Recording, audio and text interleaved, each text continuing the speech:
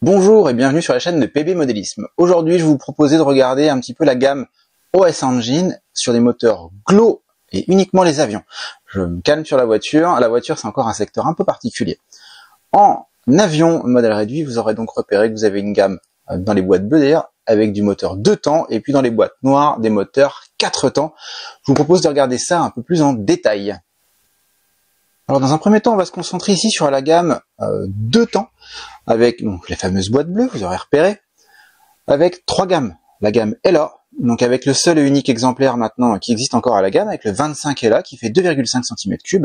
La gamme FX, alors aujourd'hui elle se limite au 25 FX, puisque la gamme AX succède et donc remplace progressivement toute la gamme FX, maintenant depuis pas mal d'années. Peut-être même une petite dizaine d'années maintenant. Donc aujourd'hui, il reste plus que le 4 cm3 avec le 25 FX. Voilà. Et puis vous avez la gamme AX avec 35, 46, 55. Vous devez avoir 75 jusqu'au 120 AX. Voilà, donc une vingtaine de centimètres cubes pour le plus grand, la plus grosse des cylindrées. Ici, je me limite à ce que j'ai régulièrement en stock. Voilà, on s'arrête bien souvent jusqu'à 55 AX, en tout cas pour des moteurs GLO. Et puis le restant de la gamme, je le fais ponctuellement sur commande, sachant que j'ai des livraisons toutes les semaines. Au niveau de la gamme LA, alors le LA, vous aurez repéré, en fait, il est plutôt déjà très petit, il fait seulement 2,5 cm3. C'est livré avec son échappement, systématiquement livré avec son échappement et avec la bougie aussi. Le moteur, le LA, en fait, déjà il y a un pointeau qui est ici déporté sur l'arrière, c'est principalement pour reculer le pointeau du champ de l'hélice qui va se trouver ici. Le but du jeu étant évidemment de se mettre un peu plus en sécurité lorsqu'on va faire la pointe et régler le carburateur. Le fait que ce soit déporté peut des fois rendre l'amorçage un petit peu délicat, ça fonctionne très bien malgré tout. Une fois que c'est amorcé, c'est parti mon kiki. La grosse particularité de cette gamme LA, c'est principalement qu'elle n'a pas de roulement à billes. Alors pourquoi est-ce qu'elle n'a pas de roulement à billes?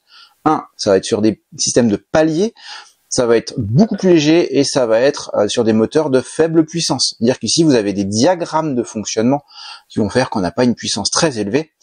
Ça se traduit aussi par une température de bougie un peu plus chaude. On va ici utiliser de la bougie numéro 6. Voilà, c'est entre autres une des explications. Sur le 25 FX, donc on va voir là sur tout le restant de la gamme, on est sur des moteurs avec roulement. Ici on voit bien le carter à l'avant qui est vraiment foncièrement très différent. Voilà, ici on a quelque chose de lisse, alors qu'ici on a un petit épaulement, un petit décrochement, de manière à accueillir le roulement à billes. Ici le roulement à billes, en fait on va pas trop le voir, mais il y en a aussi un deuxième qui va porter assez proche de l'embiellage. Voilà, ici on a toujours un système de pointeau déporté, voilà, on l'a ici.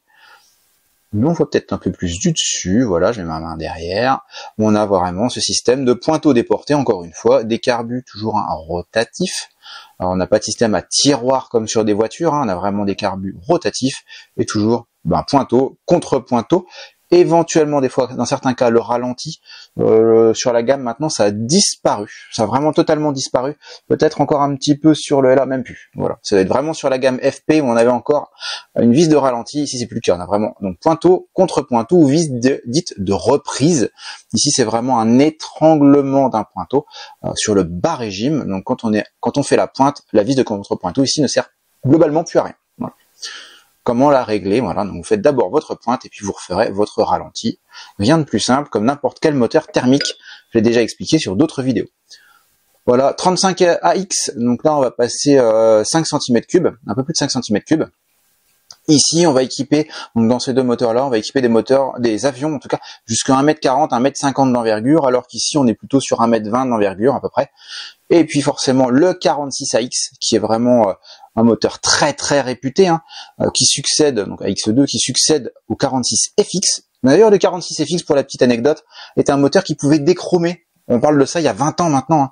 Donc l'erreur avait été rectifiée par OS, en tout cas qui renvoyait des chemises pistons dans tous les sens pour se confonder en excuses pour corriger leur erreur. Voilà, à la japonaise, on n'est vraiment pas face à des Chinois, c'est vraiment japonais, c'est encore et toujours fabriqué au Japon. Donc soulignons ça, c'est quand même assez rare, précisons-le. Le 46AX qui est donc un des best-sellers, forcément ça a équipé bon nombre de d'avions de début, et puis forcément le premier avion de voltige qui fait 1m30, 1m40 à tout casser, voilà, on est équipé avec ça, un 46AX. Le 55AX, donc voilà, le remplace allègrement, le bas du carter en tout cas exactement pareil, vous avez exactement la même longueur de vilebrequin, vous avez les mêmes empattements au niveau des vis, donc vous pouvez voilà, remplacer le 46 par un 55. Au niveau des dimensions, c'est la même chose. C'est le même pot d'échappement d'ailleurs. C'est le E3071 dans les deux cas. E3071, voilà. C'est vraiment le même pot d'échappement. On n'a vraiment rien changé. Ils n'ont rien changé en tout cas là-dessus. Encore une fois, toujours livré avec la bougie et son pot d'échappement. Ici, nous avons la gamme 4 temps. La gamme 4 temps, une boîte noire, hein, vous aurez repéré. Avec, entre autres, ici le 64 V, donc la gamme V qui remplace toute la gamme FS qu'on avait auparavant, 4 stroke, 4 temps. La gamme V, voilà, donc on repère, on a vraiment les soupapes aujourd'hui avec une culasse qui est avec des soupapes, voilà, placées en V avec un petit angle.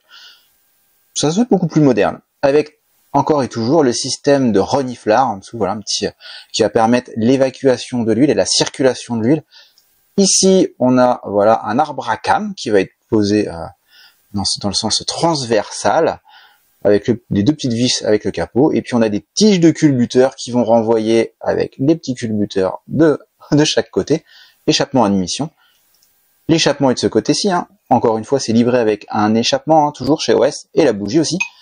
La différence c'est qu'ici vous aurez une bougie dite F, donc une bougie très froide, ou très chaude hein, d'ailleurs, je ne sais pas bien.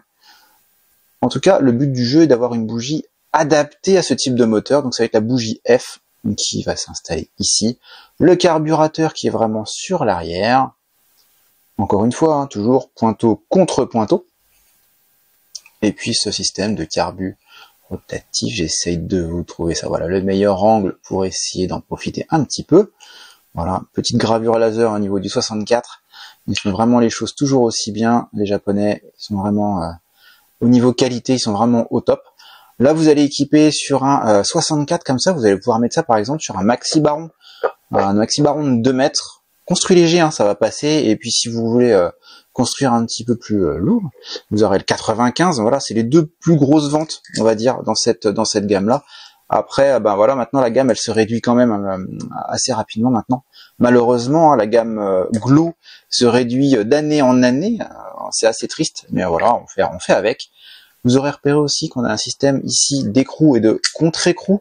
Donc c'est en deux parties. Voilà, le t-shirt noir, c'était pas la bonne idée aujourd'hui. Voilà, donc on a un système d'écrou et de contre-écrou parce qu'on a vraiment un retour. Voilà. On a vraiment des retours de compression lorsqu'on va démarrer. Hein. Lorsque vous allez démarrer le moteur, vous avez souvent des retours qui sont très violents. Le retour est tellement violent que ça en dessert voilà, l'écrou. Et vous vous retrouvez avec l'hélice, hop, qui fout le camp. Donc c'est pas très agréable, surtout quand vous êtes en face. Voilà, donc au niveau sécurité, un bon contre-écrou. Faut pas hésiter à serrer ça vigoureusement pour éviter, comme tout bon avion, voilà, de perdre l'hélice en vol.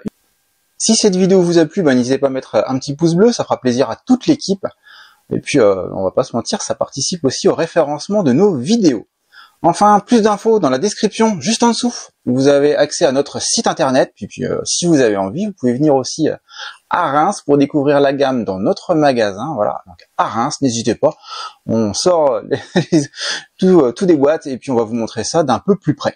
Et puis enfin, abonnez-vous, ça vous permettra de découvrir les dernières vidéos que l'on met en ligne. Et puis enfin, si vous avez des questions, mettez-les en commentaire, on y répondra en moins de 3 mois. C'est une devise. Au revoir.